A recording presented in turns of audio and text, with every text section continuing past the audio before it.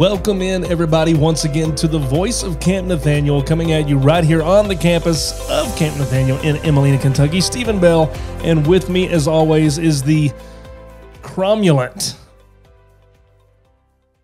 I'm just staring at Stephen right now because I don't know. The cromulent. The cromulent. Guys, this is Lee Sharp hanging out with Stephen, and I don't know what cromulent means. I know. That's the beauty of it, you know? You don't know what... We give no prep whatsoever when we come on the air and we start this introduction, and I never, ever let Lee know what adjective I'm going to use to describe him. He spends at least 5 to 8 minutes Googling different adjectives on his phone to figure out the perfect one to confuse me. Way longer than I should. That's perfect. That's for sure.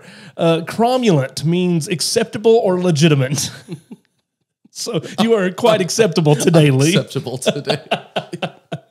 Hey guys, again, yes, thank you so much for joining us for another edition of the Voice of Camp Nathanael. We have had last time we were with Kurt Vernon. He had just finished up our college retreat, and we had an absolutely amazing time there. Great conversation with him, and we had some fun with him there at the end too. So that was good. So I wonder if we can ask our guests today how many holes are in a straw, what they would say. So maybe we might get there. We're recording this right now. As a side note, guys, we record these ahead of time. We're recording this in what's supposed to be spring. Supposed to be Yeah, spring. It snowed this morning when I took my daughter to school. So,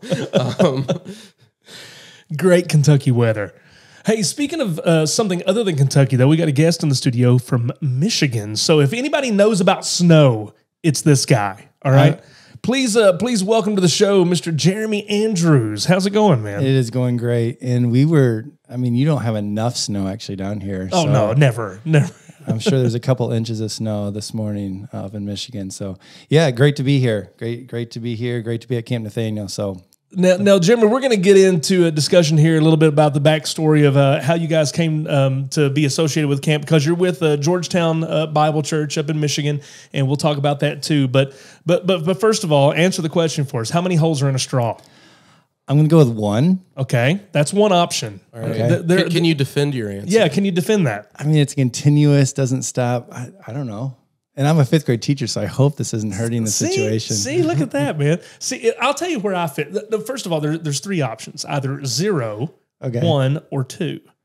Okay. Okay. One is exactly how you describe the continuous hole. The 2 would be at each end, and then the 0 would be it's just a. It's a tube. It's a cylinder. It's a cylinder. Now my argument. I'm a 0 guy. All right. Okay. I've had a hole in my straw before, and it doesn't work then, or at least good point. So that's my argument. So you defend it well, Stephen. We'll accept the defense today. We'll accept. All right. Oh, okay. So Jeremy, let's kind of bring everybody up to speed, man. We're just jumping in here. Tell us about who you are, where you're from, and all that good stuff. So we come from kind of the Grand Rapids area in Michigan. All Michiganders hold up their hand to show like this mitten. We're on the west side of Michigan. Georgetown Bible Church, we have about 40 to 50 regular attenders in our youth group. Wait, are you near the thumb or the pinky? The pinky. Is that the way Michigan goes? Is it that way or that way? The other way. It's that way? Yeah. Really? Yep. So listeners, as you're listening to this, Stephen is holding up his hand.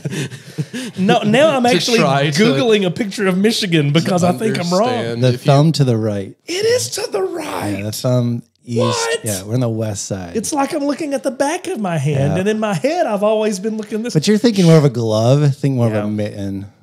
So you know, for Michiganders, you're from what looks like a mitten. You know, for Kentucky, we're from what looks like Jabba the Hutt. Anywho, keep us going, man. Let's get us back on track here. Sorry about that. So I'm a youth leader and have been since 2001. So I'm getting to be the older side. Yeah, man. Yeah. In fact, when I reference, we say there's the youth leaders are a little bit older and a lot older. I think I'm in the lot older category. But I'm a 5th grade teacher as well. That's what I do most of the year. But love working with the youth. In fact, I find myself with a middle school age. Yeah. That seems to be like the springboard where you start, and I just never left. And so, okay, I got it. Gotcha. I think it matches my intellect. And so, yeah, Middle the intellect of a 6th grader. There you go.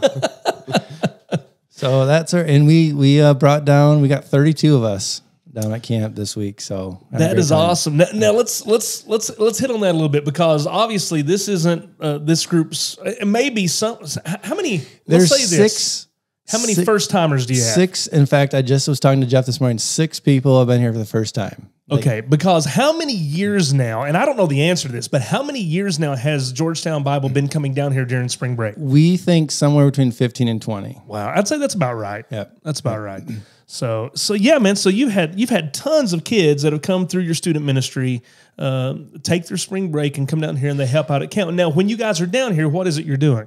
So anything from large projects like over COVID, we were putting up a barn, kind of where you have the hay and store that, all the way to brush. Jeff loves the word brush, and so we clean up. And so we are like today, we've got a group up in the gym cleaning that out. We've got a group in the dining hall. We have a group doing some power washing around the buildings, making it look beautiful, getting ready. The goal is like helping to get things ready for your summer programming. So. Yeah. And I'll say this, we've done camp. We've gone places before. We used to go to Florida actually before we started with Camp Nathanael. And I'll be honest, I was hesitant. I was thinking like, Stephen, what's up with this Camp Nathanael? Because Florida, I mean, it's Florida. It's Florida. Right? It's that's Florida. where you spend spring break. You're not gonna get to springtime and get snow in the morning. You will here. 100%. Not in Florida. Nope. So I'll be honest, I did not come for the first couple of years, but once I came, I was hooked.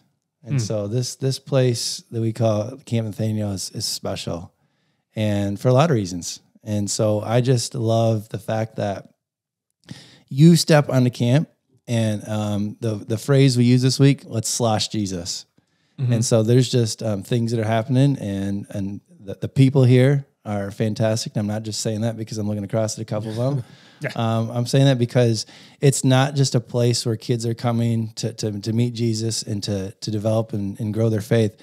You guys do sloshing throughout the year. And so the way in which you guys work is very unique. And so we tell that story to our church body. In fact, several of the people here on staff are supported by people from Georgetown. And so it's a relationship that we love and is growing. Here's what's interesting. And I think you're aware of this, Lee.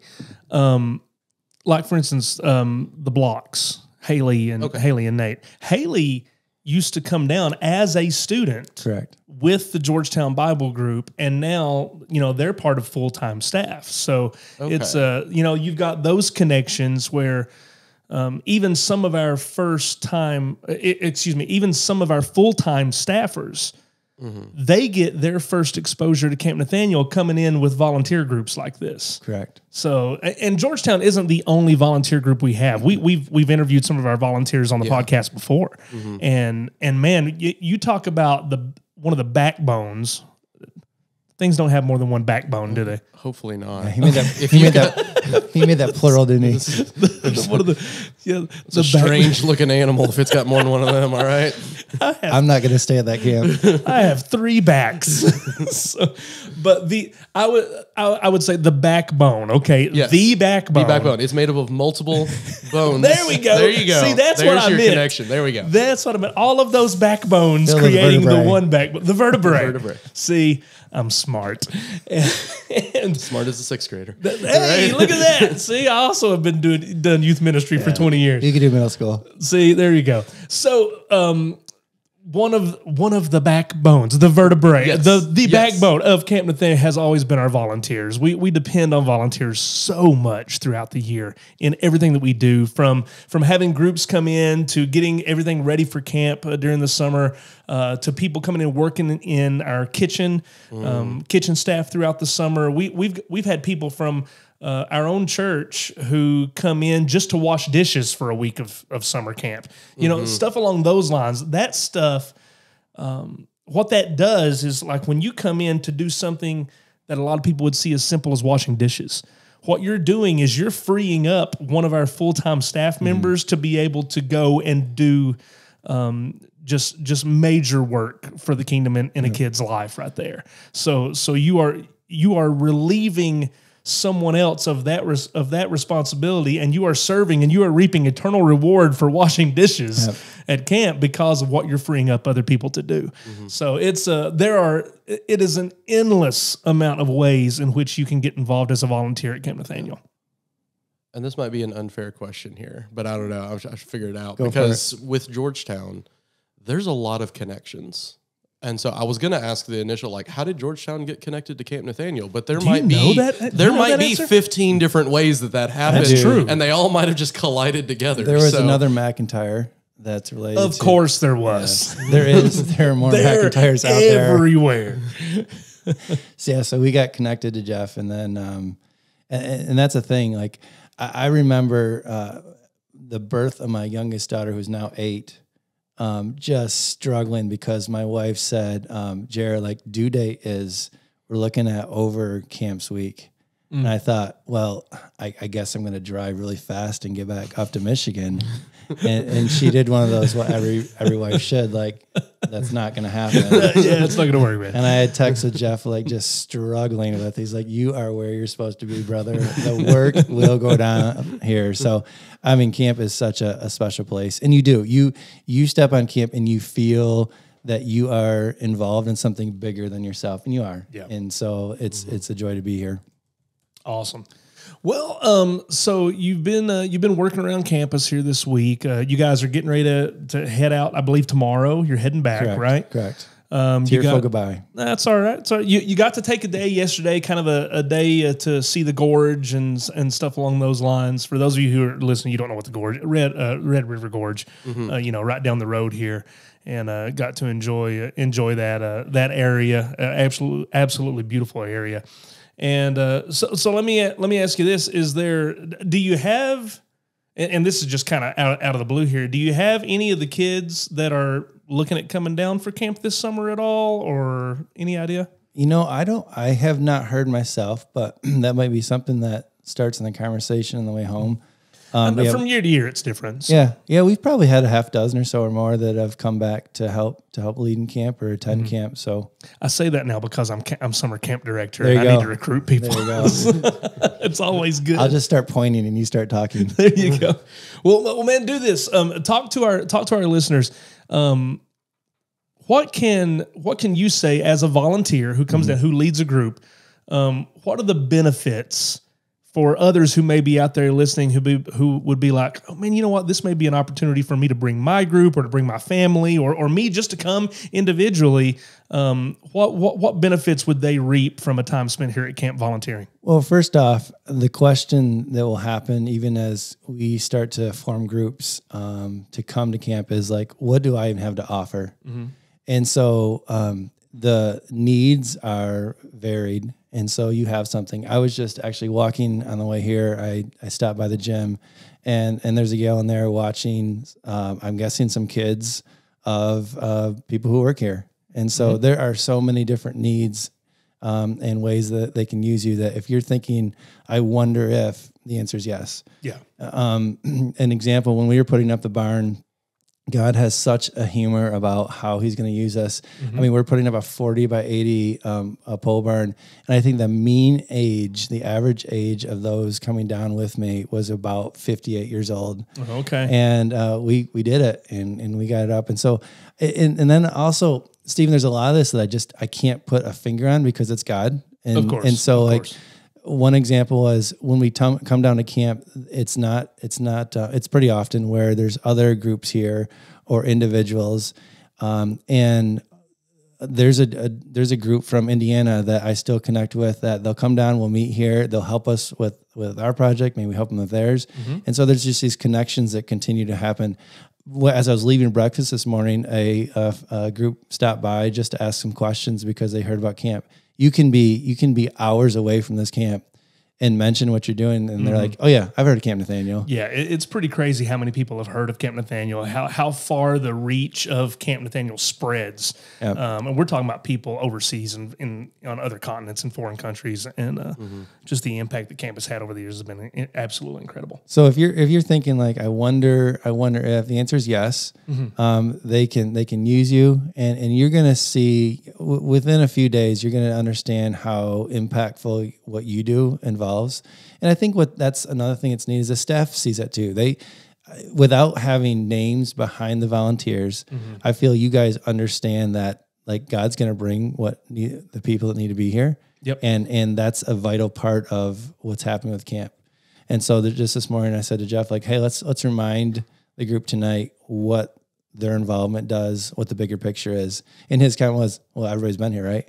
And so that was when we got the number of 6 that haven't heard it. So it's just the fingerprints of how God uses all of us with all of our abilities, and is something awesome. And so, I mean, one last thing, when we were planning a trip 2020, obviously it got canceled in the spring, but like we just said, we're always asking like, how can we get back to camp? So, you know, my plan, you're going to write this down and remind me this. My plan, I probably will retire from teaching in a few years and move on to some other stuff. But one of the goals is that I get to come to camp at least, 1 or 2 more times a year to help out in any way. So it's definitely a place where you'll answer those questions of why'd we come once you see and you're involved and you get to meet with these people.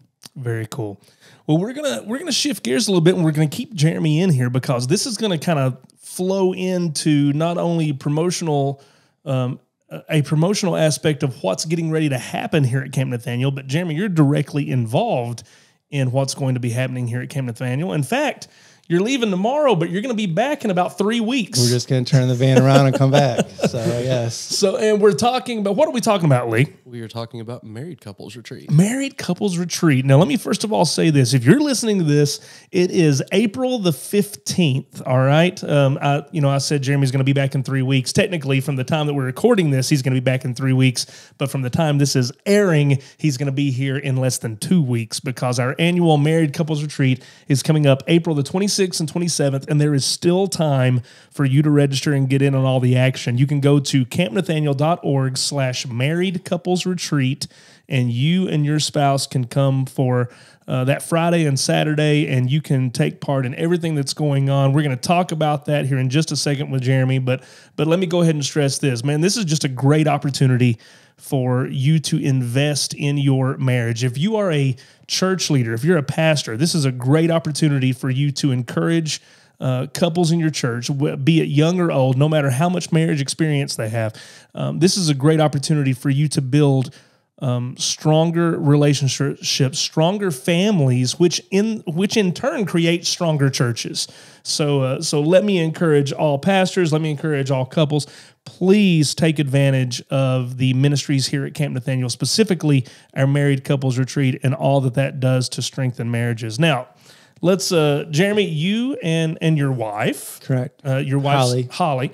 And you guys are going to be down here. Is there another couple that's going to be with you? Yep. Yep. So it's going to be myself and Holly, and then Dan and Anna Miller. Okay. So the Andrews and the Millers are going to be down here, and they're going to be leading our main sessions as part of our married couples retreat. And so we wanted to bring Jeremy in here to talk about like what can we expect and kind of dive into some of those details a little bit in regards to what these sessions are going to be about, because you guys are part of a ministry that's called Designed to Thrive. Correct. And that's going to be the featured teaching aspect of our conference, of our retreat. So first of all, let's talk about how you guys got brought into that ministry. Let's give us a little bit of history first, and then we'll go from there. So Gary Kuhn, a long time, over 25 years, pastor at Georgetown, started about the same time, probably about 20 years ago, just taking couples on retreats. And this isn't like, oh man, this is struggling. This is anywhere from like just, hey, we need to be thinking about something more intentionally, to like we are really struggling. And he would take couples 3 or 4 at a time, 3 times a year, just to dive into areas of communication, areas of finances. I think we all agree that it seems like discussions and heavy discussions and disagreements can be over finances. Just talking about, intimacy in areas that we don't really talk about, and might not talk about over this podcast, but just ways in which we can be most intentional in how to talk about things we should have been talking about a long time ago. And those, there was 3 retreats that happen each year. Until about 4 years ago, he retired from Georgetown, and the ministry has expanded. And so now we have several. Man, I don't know what 2024 looks like, but I would say there's probably 20 or so retreats happening throughout the year at 3 different venues. And we spend a weekend with couples, and we just dive into where they're at and start talking about those topics I went through, and really look at ourselves as resources for what you're going to find out right from the beginning. As there's going to be a lot of vulnerability within us. Jeremy will be a little emotional, and just talking about how God has challenged and changed us. I mean, all of us, everyone there, including us, will have a story. And so we're diving into those, like how God has used those events and moments to mold us. We're going to talk about our story, a little teaser of what happened in 2016, 2017, that just completely wrecked us at the time, but help us to see that God had something more important and most important for us. I'm here with 3 of my daughters. I have 4 daughters, and so there's some stories there alone.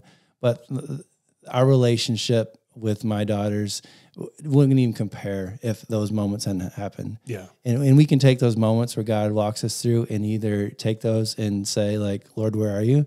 Or we can just take some steps and turn our eyes to him and say, like, I need you. And so that's really what happened. And that's our goal, that starts to happen and grow in the marriages that we speak into at these weekend retreats. Good.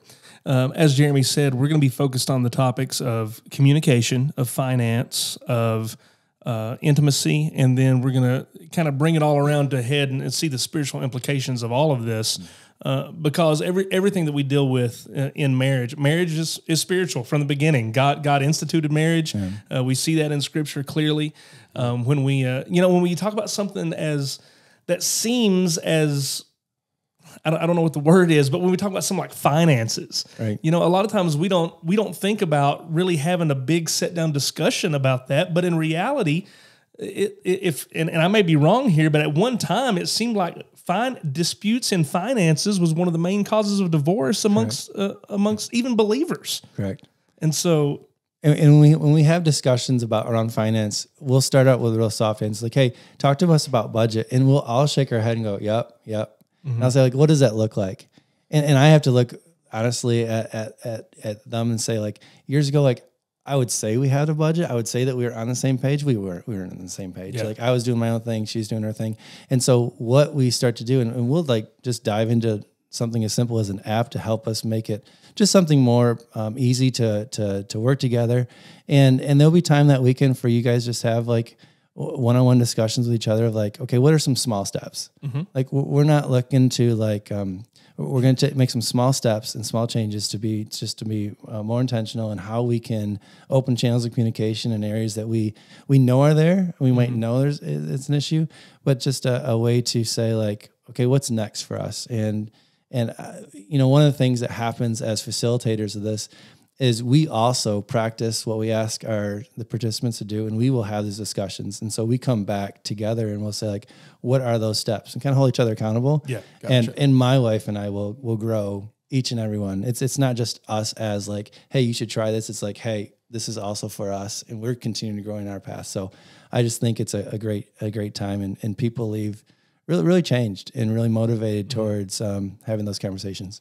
I love the practicality of the topics that we're discussing, and then how all of those things we find the focus of those things, what unites all those things together is the biblical foundations for marriage, and how in all of these things, from communication to finances to intimacy, that we are to be using all of these areas of our marriage for the glory of God, for the exaltation of Jesus Christ. And so that when the rest of the world looks in and they see our marriage, they can see a beautiful picture of Christ in the church, and they can see the glory of the gospel in it. We get this interesting picture of we all, whether you're looking at someone like Jacob or you're looking at our own lives, we all want something to fulfill us. And we all place someone in that place. And we've placed essentially our spouses in that place. We said, like, you need to fulfill this part of my marriage that isn't being fulfilled. And then we look at someone like Joseph and like,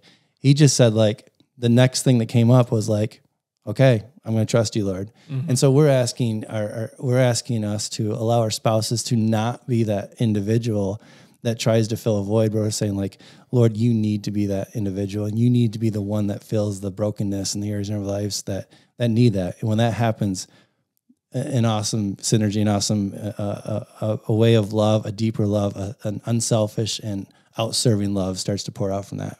Yeah, I read even this morning in a book that I'm reading through right now, and it talks about how really, if we really want to get really like kind of raw, it talks about how we can love our spouse more than we love God, and then therefore, that's idolatry at that point. Yeah. And what it really boils down to is understanding, just like what you said, that God is that source of fulfillment.